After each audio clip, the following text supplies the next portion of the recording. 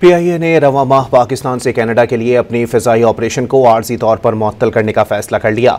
ये इक़दाम बहरे ओकियानूस को पार करने वाले खुसूसी बोइंग 777 लॉन्ग रेंज तैयारों की ज़रूरी मेंटेनेंस के लिए उठाया गया है।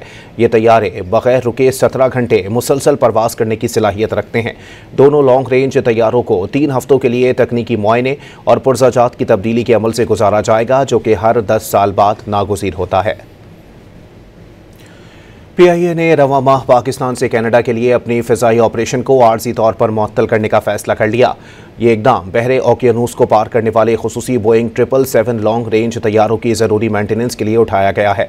ये तैयारे बग़ैर रुके 17 घंटे मुसलसल परवास करने की सलाहियत रखते हैं। दोनों लॉन्ग रेंज तैयारों को 3 हफ्तों के लिए तकनीकी मुआयने और पुर्ज़ाजात की तब्दीली के अमल से गुजारा जाएगा, जो कि हर 10 साल बाद नागुज़ीर होता है। पीआईए ने रवां माह पाकिस्तान से कनाडा के लिए अपनी फ़िज़ाई ऑपरेशन को आर्जी तौर पर मुअत्तल करने का फैसला कर लिया।